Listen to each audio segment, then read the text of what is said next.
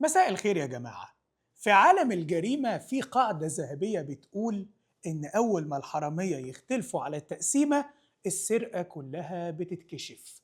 وأصعب لحظة على أي حد بنى إمبراطورية من الوهم والنصب هي اللحظة اللي الستارة فيه بتقع فجأة، والناس تشوفهم وهم بيسرقوا والألعن وهم بيتحاسبوا ويفضحوا بعض بقى على الهوا والذي منه. وده بالظبط المشهد اللي احنا عايشينه اليومين دول مع تنظيم الإخوان الإرهابي وإعلامهم بره. بقالهم سنين بيبيعوا للناس شعارات ومبادئ، والنهاردة الستارة وقعت وبقينا بنتفرج لايف على خناقة الدكاكين والتمويلات. جبهات بتاكل في بعضها لدرجة إن الصراع على السيطرة والسبوبة وصل لملفات خطيرة جدا، وفي كلام من جوه الإخوان نفسهم بيكشفوا بيه المستور. وحتى رجال الصف الثاني والثالث اللي صدعونا بوطنيتهم وشعاراتهم خرجت اعترافاتهم بنفسهم عشان تثبت هم بياخدوا نفحاتهم واستديوهاتهم وتمويلاتهم وكل الحاجات الجميلة اللي عندهم بره دي من مين بالظبط ولصالح مين. المفارقة بقى ان طول ما هم غرقانين في فضايحهم دي وبياكلوا في بعض، شاشاتهم واعلامهم ما عندهمش غير شغلانة واحدة: بص على مصر، انزل هبد وتشكيك، قول المشاريع فاشلة وسود الدنيا في وش الناس. هم ببساطة عايزين يشغلوا الشعب كله وخصوصا قواعد الإخوان عن خناقاتهم، عشان الغلابة اللي بيصدقوهم يفضلوا عايشين في وهمهم، وهم سوداوي فيما يخص البلد وأبيض وبمبي فيما يخص الجماعة. وما ياخدوش بالهم بقى إن البلد دي بتتحرك لقدام رغم غلهم وحقدهم. بس إحنا هنا عشان نربط الخيوط ببعض ونشوف الواقع بيقول إيه والغل بيقول إيه. بس خلونا الأول نبدأ الحلقة. أنا لؤي الخطيب ودي حلقة جديدة من انحياز.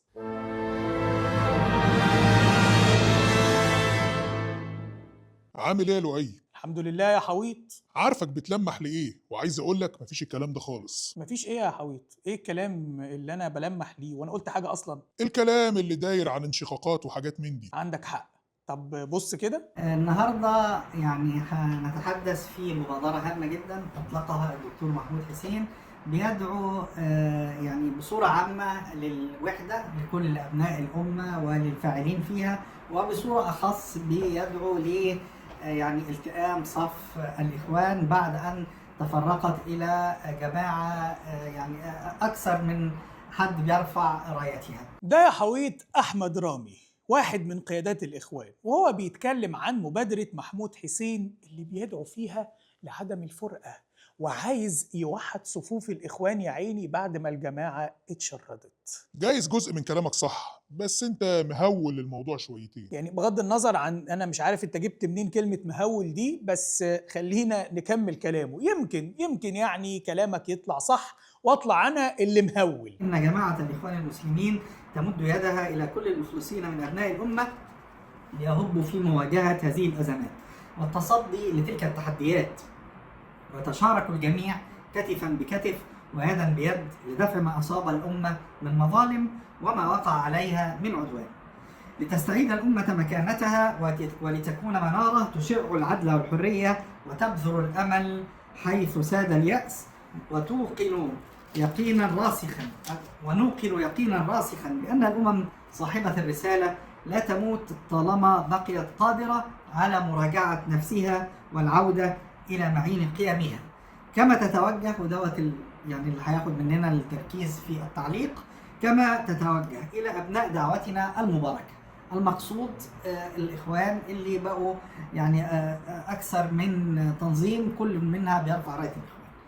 كما تتوجه إلى أبناء دعواتنا المباركة بنداء صادق بأن التحام الصف ووحدته على أصول الجماعة وثوابتها بات ضرورة ملحة لا مناص منها ولا سبيل لتأجيلها. ونحن أمام واقع يتهدد أمتنا تتزايد مخاطره وتتعاظم تبعاته، ويستلزم منا الاجتماع لمجابهة ما ينزل بالأمة من نوازل والاعتصام بوحدتنا بدلا من تبديد الطاقات وتضييع الفرص. هكسب فيك ثواب بقى حويط واشرح لك، عشان انا عارف انك واكل فتة والدماغ مش شغالة. هو هنا بيتكلم عن دعوة محمود حسين. مين بقى محمود حسين؟ مين؟ أيوة، محمود حسين ده هو قائد جبهة اسطنبول في تنظيم الإخوان بعد ما الجماعة اتفرقت. هو يبان في كلامه إنه قلبه على الجماعة، راجل كيوت كده وطلع يتكلم بنغمة دينية ويقول لم الشمل والدعوة المباركة والاعتصام بالوحدة، كلام جميل يعني. بس هو في الحقيقة بيمهد لابتلاع التركة كلها وتصفية جبهة لندن. معلش، بس اللي انت جايبه ده مين؟ ده ملوش علاقة بالقائد الشيخ محمود حسين. مش أي حد يقول أي كلام عن القائد تصدقه.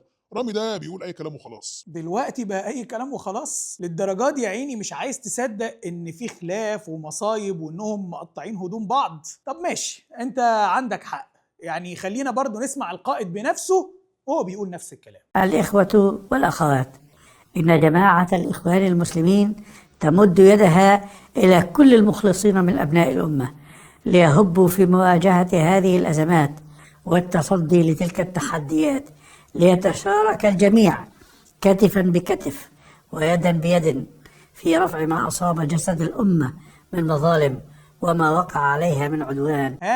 نكمل ولا بلاش؟ نفس الكلام ولا مش نفس الكلام يا حويط؟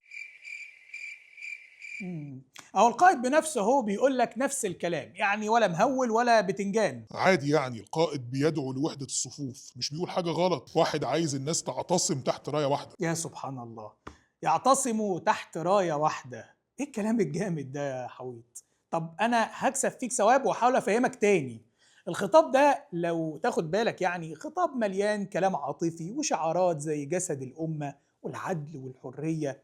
محمود حسين بقى مش بيقول الكلام الحلو ده وطالع يلم الشمل عشان مصلحة حد. الراجل ببساطة لقى جبهة لندن بتموت إكلينيكيا وفي أضعف حالتها، وده مثلا بعد التقارير اللي أكدت إصابة صلاح عبد الحق اللي هو قائد جبهة لندن حاليا بالزهايمر وغيابه عن المشهد. حسين لقاهم من غير راس فقرر يلبس ثوب الحكيم والواعظ عشان يبلع التركة كلها في كرشه ويضم القواعد والتمويلات اللي باقي يعني عند جبهة لندن لحسابه قبل ما المركب تغرق باللي فيها.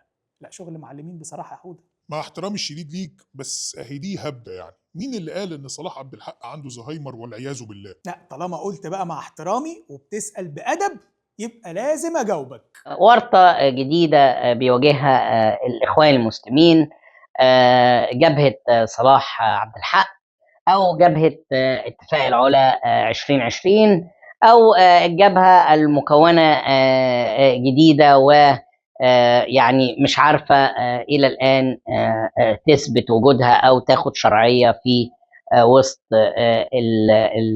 ما تبقى من الإخوان في الخارج. طبعا الأزمة دي وهي إصابة صلاح عبد الحق ببوادر الزهايمر أو الزهايمر. لا الحقيقة ما اعرفش سلامته طبعا، بس كلام فيه ظلم وافتراء على أستاذنا محمود حسين. تعرف يا رؤي، انت لو تعرف حقيقة القائد محمود حسين هتحبه من قلبك. بمناسبة حقيقة الشيخ القائد العظيم بتاعكو. لا معلش، انا مش معاهم، انا بس متعاطف معاهم. ايوه صح، انا نسيت معلش. طب تعالى بقى اسمعك واحد من اللي معاهم قال ايه على القائد العظيم قوي محمود حسين. الدكتور محمود حسين لما جه في اخر الجلسه واعترف امامكم جميعا انه اخذ ما ليس له حق، هو والابياري والاستاذ ابراهيم منير والاستاذ بحيري، وقال فعلا في شقه وشقه كتبناها باسمنا، ولم يتكلم احد. حقيقه يعني انا زهدت في الناس اللي موجوده. ما تزعلش مني بقى ادام انت حضرتك عايزني اصارحك، يعني حسيت انه قدامك اهو الكلام اللي بيتقال اعترف بيه، اعترف امامكم انه اخذ ما ليس له حق، اعترف امامكم ان هذه الاموال بددت، تكتب باسمهم شقق وعمارات، وفي نفس الوقت في اول اللقاء بيقولوا احنا بنشحت عشان نعمل حقوق انسان، عشان نعمل لجنه حقوق انسان، ويلا شدوا حيلكم وتبرعوا. في اول اللقاء تبرعوا ولموا لنا فلوس، وفي اخر اللقاء خدنا ملايين ولم يتكلم احد. ادي يا سيدي محمود حسين طلع حسب كلام امير بسام اخد ما ليس له حق. طب دي حركات شيخ عظيم بذمتك يا حويط؟ دي حركات شيخ منصر، حراميه ولصوص، حراميه ولصوص بينهم وبين بعض، فما بالك بقى باللي كانوا عايزين يعملوه في البلد. لما بنسال حد غلبان زيك يا حويط متعاطف مع الاخوان، نقول له انت متعاطف معاهم ليه؟ بتكون اجابته ايه؟ ولا اقول لك قول انت يا حويط، بلاش اتكلم على لسانك. عشان الناس بتوع ربنا، عشان الناس عايزين يحكموا بشرع الله، وده اللي خلاكوا يا لؤي تنقلبوا عليهم وترفضوا حكم ربنا. يا سيدي اجابه نموذجيه يا دي حويط، انت فعلا مش بتحبهم، انت متعاطف بس معاهم، واضح قوي في كلامك يعني. بس انا دوري بقى اسالك بناء على اجابتك دي، هل في ناس بتوع ربنا يبقوا حراميه ولصوص ويسرقوا الفلوس اللي المفروض انها امانه عندهم؟ لا معلش، هو مين ده اللي كان بيتكلم اصلا ويقول الاتهامات دي؟ ده تسريب صوتي للقيادي الاخواني امير بسام، اللي بيفضح فيه سرقه محمود حسين وقيادات تانية من الاخوان لاموال التنظيم. ولزياده التاكيد يعني خلينا اسمعك فيديو تاني برضو لامير بسام بيفضح فيه الزعيم والقائد بتاعكم، قصدي بتاعهم. الاخ منصور لقوا العربيه مش معاهم، يقولوا لا العربيه تبعهم، يعني بيطلع لنا لسانه. ولم يتكلم منكم احد ولم يتحدث منكم احد، اعترف قدامكم. زهدت ان احنا امشي بقى تحت هذه القياده اللي تمد ايديها لاموال الناس واموال الاخوان، وفي الاخر لا احد يحاسبها. ولكن عمليا انا تالمت كثيرا كثيرا كثيرا الم لا تتخيلوا ان يكون هذا موقفكم من اعتراف صريح انه اخذ الاموال. ياخذ عربيه BMW يركبها ب$100,000، وهنا الطلبه بيتذلوا علشان 200 ليره بياخدوهم كل شهر، بيتذلوا يا اخ محمد، بيتذلوا. ويقعد الاخ 6 شهور علشان يقولوا له ما جاش توثيقك، وما يجي توثيقك، وفي الاخر عشان 200 ليره، عشان $40. العربيه اللي 100,000 يورو ديت شوف تكفي كام طالب لمده كام شهر من العيال. صحيح يا حويط، هي العربيه اللي ب100,000 يورو دي تكفي كام طالب لمده كام شهر؟ عادي يعني، ممكن تكون من حر ماله، انتوا هتتدخلوا كمان في فلوس الراجل الشخصيه؟ حتى حويط لو فلوسه الشخصيه برضه، يعني طول عمرنا بنسمع من الاخوان انه الاخواني ده بيدفع من جيبه، مش كده ولا ايه؟ احنا طبينا ان الاخوان المسلمين ده بيدفع من جيبه وبيقتطع من قوت يومه، ولا يفكر باي حال من الاحوال ان هو ياخد. طول عمرنا مطبقين، ومعظم الاخوان على كده، انهم هم يعطوا ويدفعوا وينفقوا. اللي لقيناه منها رابطه اللي هي انا اعتبرها شيء دخيل على الاخوان وليس اصيل في الاخوان، واللي شفناه من محمود حسين ان هذا لا يحدث. فالماليات ديت انا مع حضرتك ان هذه الماليات كانت تعتبر نقطه قوه، ولكن اكيد الاخوان لما يعرفوا تماما ان الشرعيه ليست مع هؤلاء هتتوجه جيوب الاخوان اشتراكات الاخوان للاتجاه الصحيح. ده شغل عصابات، ده يضحكوا على الغلابه والعبط اللي يعني انا اسف يا حويط زيك كده، وفي الاخر الفلوس تدخل جيوبهم هم. وخلي بالك ده اللي بيحصل دلوقتي، فما بالك بقى زمان لما كان التنظيم الارهابي ده مستقر في مصر وشغال براحته، يعني ما كانش حد من العيال دي يقدر يعترض على الحاكم الآمر خيرت الشاطر ولا المرشد ولا غيرهم من قيادات الصف الأول. وده يخلينا نسأل، هي الناس دي عملت فلوس منين؟ ده الصفوف الأولى بتاعتهم كلهم كان عندها فيلل وعربيات، ويروحوا لندن ويجوا من لندن، وهم في الأساس شغلانتهم إنهم قيادات في التنظيم الإرهابي. جابوا الفلوس دي كلها منين؟ الغريب إن التسجيل ده عدى عليه سنين، ما سمعناش إن في تحقيقات اتعملت في الإخوان، ولا إنهم قعدوا يسألوا محمود حسين من أين لك هذا. الناس اللي بيتكلموا عن الشفافية والفساد والكلام اللي بيقولوه في إعلامهم ده فوتوا التسجيل ده عادي كده. بس أنت عارف يا حويط مين السبب في كل ده؟ أنت واللي زيك، علشان بتاخدوا الكلام وما تفكروش فيه. بس تفتكر يا حويط الإخوة بتوعك هيعرفوا يتصالحوا مع بعض بعد الفضايح دي كلها؟ الحاجة التانية برضو مثل هذه الأمور علشان تنجح لابد من إننا يبقى يعني خلاص إحنا هنحدد ناس سواء الوساطة سواء التحكيم أي مكان، ويبقى عندنا زي كده أنتوا عارفين المبلغ اللي في عادات الصلح اللي بيتاخد المشارطة بتاعت التحكيم، يبقى في موافقة مسبقة على ما سينتج من جلسات التحكيم. لأن أنا لما بروح جلسات التحكيم أو جلسات الصلح وأنا يعني منتظر إما أن تصدر رأيا يوافق ما أراه صحيحا أو أرفض هذا المسعى، غالبا بتؤول مثل هذه المساعي إلى الفشل. لكن لابد من موافقة مسبقة على مثل هذا المسعى. واحنا قلنا الثقات اللي سعوا في مثل هذه الأمور سابقا ربما يكون الأقدر أن يتم التواصل بهم مجددا من طرف الدكتور محمود حسين، ويستكمل على من حيث النقطة التي توقف عندها الدكتور محمود وقتها. للدرجات دي يا جماعة مش طايقين ومش واثقين في بعض؟ يعني حتى وانتوا بتتصالحوا؟ طب الكلام ده معناه ايه يا جماعة؟ معناه ايه؟ حد يجاوبني. فلا تكون جماعة الإخوان المسلمين اللي هي رفعت الراية ونادت بوحدة الأمة عبر تاريخها هي نفسها عاجزة عن أنها تحقق الوحدة، لأنها بذلك لن يستجيب لها أحد. إنما لو حققت الوحدة فيما بين مكوناتها وبين أبنائها ربما تكون أقدر على توحيد الأمة والتفافها حواليها، وهذا ما نأمل فيه أن هو يكون ويحدث في قريب العاجل ان شاء الله. يعني هو عمال يقول للاستاذ محمود حسين ما يتكلمش في الاعلام، وبعدين طالع هو يقول الكلام ده. عيب على فكره. معلش يا حويد، انا عارف انهم فضحوا بعض وان انت موقفك وحش، بس دي الحقيقة اللي الكل بيداريها. يعني آن الأوان إن الغلابة أمثالك يعرفوها.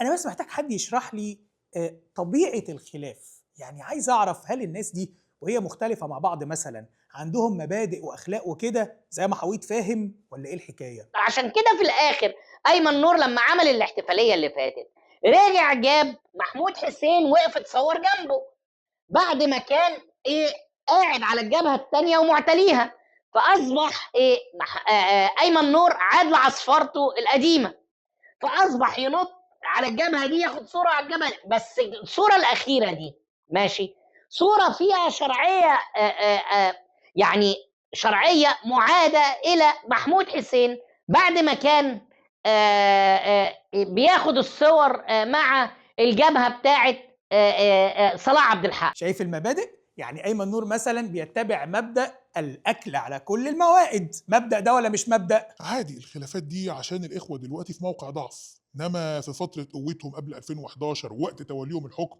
ما كانوش كده، كانوا بنيان واحد ولحمة واحدة. أولا أنا مبسوط من اختيار ألفاظك، بنيان ولحمة، حاجات بريحة الإخوان كده لذيذة. ثانيا عايزك تتماسك كده وتاخد المفاجأة دي. يلا امسك نفسك كويس يا جماعة. ده لما نجح محمد مرسي نفسه رازوا فيه وضايقوه. انتوا متخيلين؟ هي الجماعة في الوقت ده كانت المهندس خيرت الشاطر ومحمد بديع والمكتب اللي معاه. لو ما نجحش خيرت الشاطر يبقى لازم كان يجي أراجوز. لو جه واحد حب يمثل انه رئيس دولة زي محمد مرسي خلاص نرازيه بقى ونقرفه وما نمشيش معاه، ما ندلوش فرصة. ماشي، هو ده اللي حصل. معلش يعني تاني، خيرت الشاطر وبديع كانوا متفقين يعملوا ايه لو الشاطر ما نزلش الانتخابات؟ ممكن نسمع تاني كده؟ هي الجماعة في الوقت ده كانت المهندس خيرت الشاطر ومحمد بديع والمكتب اللي معاه. لو ما نجحش خيرت الشاطر يبقى لازم كان يجي أراجوز. والحقيقة ان ده اللي حصل. اعتراف إخواني صريح باللي بينكروا الإخوان وإعلامهم بقالهم 14 سنة. ومرسي ما حبش يعمل رئيس ولا حاجة يا عمرو، بالعكس يعني الراجل كان مخلص وبينفذ التعليمات زي ما بتجيله بالحرف. ولا مش فاكر القصاص لتحقيق الأمن، لحل مشاكل الناس، للوقوف أمام الأزمات المفتعلة وأمام فلول الشعب، عدم الاستقرار، الإيحاء بأن مصر فيها مشاكل ولن تحل. فهذا الأمر كله عمرو عبد الهادي ده أصلا يعتبر منشق. عمرو عبد الهادي إخوان ومطرود زيه زي باقي حبايبك المطاريد يا حويط. القصة بس زي ما قلت لك في الأول، القاعدة بتقول لما لا مؤاخذة الحرامية بيتخانقوا الغسيل اللي مش نظيف بيتنشر وبيبقى الكلام على عينك يا تاجر. احنا دلوقتي بقى محتاجين حد كده يبقى حيادي ونزيه يوصف لنا الإخوان في كام كلمة بعد اللي حصل وبيحصل. الإخوان في السياسة نفس الحالة، يعني في مواقفه كخدميين في السياسة في ملاحظات، لكن طبعا بالنسبة للكلام على الشعب كجانب خدمي الإخوان بتخدم، فده بيخلي الإخوان قريبين من الشعب. صحيح بيخدموا فعلا يا عصام، بيخدموا ويشتروا بفلوس التمويل عربيات BM، ويسيبوا العيال الجعانة الهربانة بره يمدوا ايديهم ويشحتوا عشان يلاقوا يعيشوا وياكلوا. وده كلام كنتوا برضو، مش كلامنا احنا يعني ولا حاجة. في حاجة مهمة بقى عايز أسأل عليها، فين الواد ناصر واخواته المدلسين؟ يعني لو في فرخة اتخانقت مع ديك في مصر، ناصر بيعمل حلقة ويعمل مقدمة نارية ويقول لك السر الخفي واللغز اللوزعي وراء خناقة الديك والفرخة وعلاقتها بتراجع الاقتصاد المصري. هل يا ترى بقى ناصر اتكلم عن فضايح الإخوان اللي طلعوا حرامية؟ هل اتكلم عن جبهة محمود حسين والفلوس اللي اتسرقت؟ عادي يعني، مش شرط يتكلم غير لما يبقى فيه أدلة قوية. أدلة؟ هو في أدلة أكتر من الاعترافات والفضايح العلنية دي. عموما يا حويط، حبايبك كلهم اتفضحوا والكل بقى يلوش ويقول ويلبس غيره. حتى هنا في بريطانيا، يعني لا تظن ان البريطانيين سايبينك، لا، البريطانيين عارفين كويس جدا انت بتعمل ايه، وشايفين ده طالما الضرب بعيد عني اوكي، لكن يوم ما الضرب ده هيأذيني، اي نعم في هنا قانون ومحدش هيقدر يزعلك الا بالقانون، لكن يوم ما نحب نزعل حد بالقانون هنزعله. عبد الله بيفضح الخطط اهو على الهوا وبيعرف الكل انهم تروس بينفذوا الادوار المرسومه ليهم، انما لو فكروا يقربوا من اي دوله بقى من الدول اللي قوياهم هيتعمل معاهم الجلاشه زي ما قال بالظبط. أنا بس عايز أقف عند موضوع الخناقات اللي بين الإخوة دي، عشان أنا بصراحة ما شفتش حد اتكلم عن القصة دي غيرك. موضوع الخناقات ده حويط علني، ناس بتتخانق على الهوا، هم بس بيستعموكوا. بس انت كلامك ده فكرني بكلام حد كده. كثرت في هذه الآونة وما قبلها أن نرى أشخاصا كانوا من الإخوان المسلمين ثم استقالوا أو انفصلوا أو فصلوا أو خرجوا بفضيحة مدوية ستراها الإخوان أم لم يستروها، ثم نجد هذا الشخص يتحول إلى أمنجي أو بوق لسلطة. طبعا يا عصام، عشان خرج وفضحكوا لازم تقولوا عليه أمنجي وبوق للسلطة، لكن اللي سرق واشترى شقق وكتبها باسمه حسب كلام كنتوا برضه من قيادات زيكم يعني مش هتقدر تتكلم عنه، ولا هتقدر تقول إن الإخوة بيقطعوا في بعض وبيقولوا عن بعض إنهم حرامية وخونة. محدش فيكم هيقدر ينطق ويقول الحقيقة يا عصام، لأن كل واحد فيكم شغال مع جبهة بياخد منها الأوردر عشان يجيله كام ألف دولار آخر الشهر يصرف منهم. لكن انتوا في نفس الوقت عارفين الحقيقة كويس، كلكم مجرد تروس، كل واحد بقى حسب حجمه. عصام ترس صغير، أحمد سمير ترس صغير، ناصر ميزو تروس بس أكبر شوية، ناصر ده المدلس الأكبر، وهكذا. والكل بيتآمر وبينفذ اللي جاي له في السكريبت، والهدف في الآخر هو شوية الدولارات اللي بتيجي لكل واحد فيكم. أما بقى قصة المبادئ والمشروع فده كلام عليه سكر جميل، يعني بتستخدموه علشان تدوخوا بيه أمثال حويط، بتراهنوا على إن الناس هتنسى جرايمكم، لكن سبحان الله بتيجي الأحداث يوم ورا يوم وانتوا اللي بتفضحوا نفسكم بذات نفسكم. فضيحة محمود حسين والتسريبات مش الأولى ومش هتكون الأخيرة، لسه اللي جاي أسوأ وأسوأ، والكوابيس هتفضل تطارد المطاريد، لأن اللي مستخبي أكتر بكتير. وفي النهاية عايز أفكرك، مفيش حاجة اسمها حياد، الكل منحاز لقناعاته بيدافع عنها بكل قوته، وأنا منحاز لبلدي ومصلحتها، ومن حقي أنا وكل اللي زيي نعبر عن قناعاتنا بالعقل والمنطق والمعلومة. أشوفكم الحلقة الجاية.